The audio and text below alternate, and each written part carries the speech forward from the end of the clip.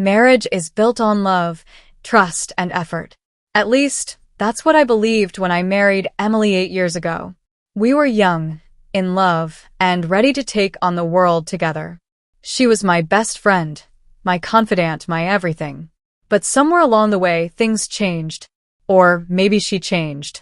It started subtly. A missed date night here, an ignored text there.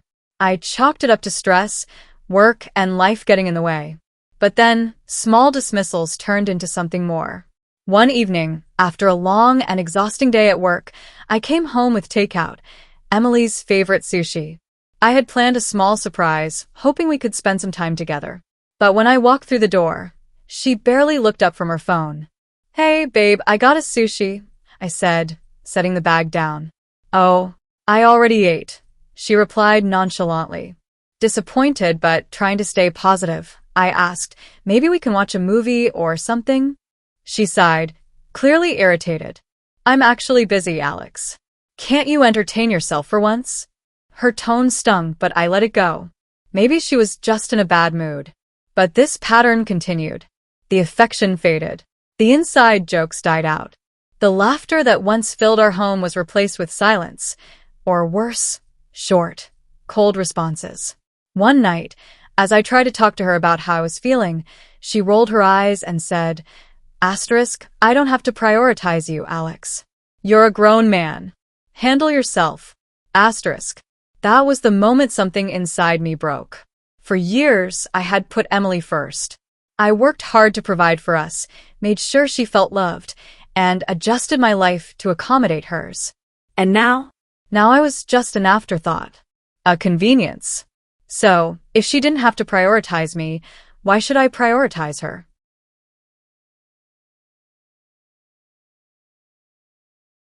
At first, it felt unnatural to stop caring as much.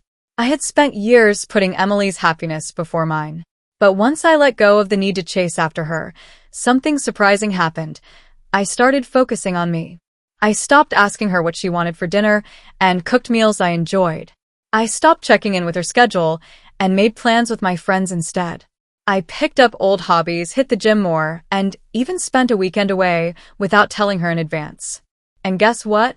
She barely noticed. That was until she did. One evening, I was getting ready to head out when Emily finally paid attention. "Where are you going?" she asked, her voice tinged with confusion. "Out," I replied simply. "With who?" "Friends," I said, grabbing my keys. "You didn't tell me," she said, narrowing her eyes. I shrugged. I didn't think I had to. For the first time in months, Emily actually looked bothered. But she didn't say anything else. Days passed, and I continued living life on my terms. The more I pulled away, the more Emily started to notice. She asked me why I wasn't as affectionate anymore, why I wasn't waiting up for her, why I didn't ask about her day. I just smiled and said, "I'm just handling myself, like you suggested." That's when the cracks in her facade started to show. One night, she brought home dinner, my favorite meal from the restaurant we used to go to on date nights. "I thought we could eat together," she said, setting the food down on the table. I hesitated. A few months ago, I would have jumped at the chance to spend time with her. But now? I wasn't sure if I was ready to let her back in so easily. "Sure," I said, keeping my voice neutral. We ate in silence for a while before she finally spoke. "You've changed, Alex." I glanced up at her. "How so?" You don't try anymore." I let out a small chuckle, shaking my head. "Funny. That's exactly how I felt about you for years." She looked down, guilt flickering across her face. But I didn't comfort her. For the first time in our marriage, I wasn't the one trying to fix things. I wasn't the one begging for attention or affection. And that realization was both liberating and heartbreaking. One night, Emily came home earlier than usual and found me on the phone laughing. It was a rare moment of genuine happiness, something I hadn't felt in a long time. She stood in the doorway, watching me with an expression I couldn't quite place. When I hung up, she asked, "Who is that?" "Melissa," I answered casually. Her brows furrowed. "Melissa? You've been talking to her a lot lately." I shrugged. "Yeah. She's been checking in on me. Emily's jaw tightened. Since when do you need her to check in on you? I leaned back in my chair, studying her. There was something in her tone, something defensive.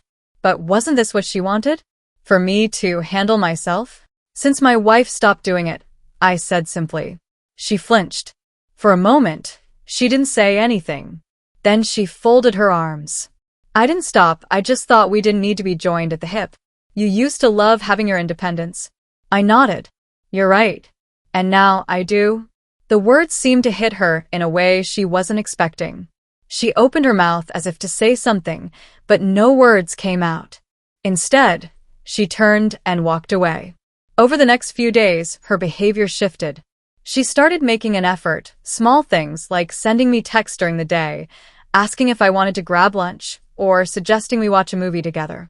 It was subtle, but noticeable. At first, I wondered if it was genuine. Did she miss me? Or did she just miss the convenience of having someone who adored her without question?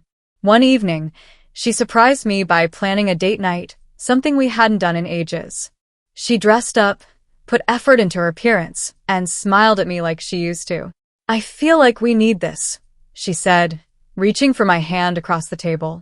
I looked down at her hand but didn't take it right away. Why now? I asked. She hesitated, then sighed. Because I messed up, Alex. I got comfortable. I thought you'd always be there no matter what. But now, I'm scared I lost you. I exhaled slowly. Emily, I spent years feeling like I wasn't enough for you. Like I was just there. Tears welled up in her eyes. You were enough. I was just too selfish to see it. The words should have meant something. They should have made me want to take her hand and tell her everything would be okay. But instead, I just felt tired. Could love really be rekindled after so much neglect? Or was it already too late? In the days that followed, Emily kept trying. She made an effort in ways she hadn't in years, leaving little notes for me, asking about my day, making my favorite meals. She even started suggesting we go on walks together like we used to when we first got married. But no matter what she did, something inside me felt different. It wasn't that I wanted to punish her, and it wasn't about revenge. I just didn't feel the same anymore. One night, as we lay in bed, she turned to me, her voice small. Do you still love me, Alex? I stared at the ceiling for a long moment before answering. I don't know. Her breath hitched, and I could feel her holding back tears. I want to fix this, she whispered. I don't want to lose you. I sighed. Emily, I wanted us to work for so long. I fought for this marriage when you wouldn't. And now, I don't know if I have anything left to give. She reached for my hand, gripping it tightly. Then let me fight for us now. I turned to face her, searching her eyes for sincerity. And for the first time in a long time, I saw it. Real fear, real regret. But was it enough? Over the next few weeks, we tried.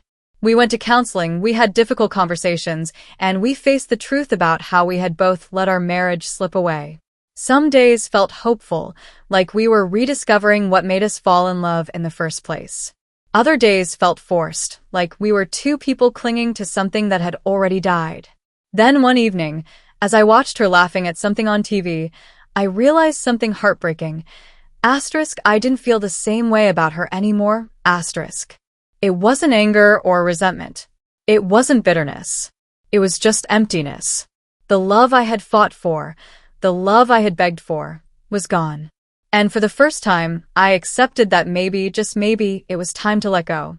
A week later, I sat across from Emily at the kitchen table. The weight of what I was about to say made my chest tight, but I knew it was the right thing to do. I think we should separate, I said softly. Tears immediately filled her eyes. Alex, please. I don't hate you, I said, cutting her off gently.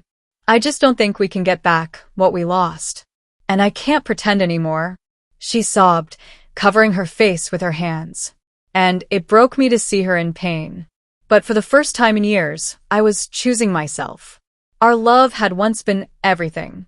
But sometimes, love isn't enough.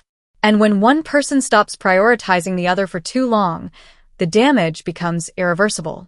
And that's the saddest part of all.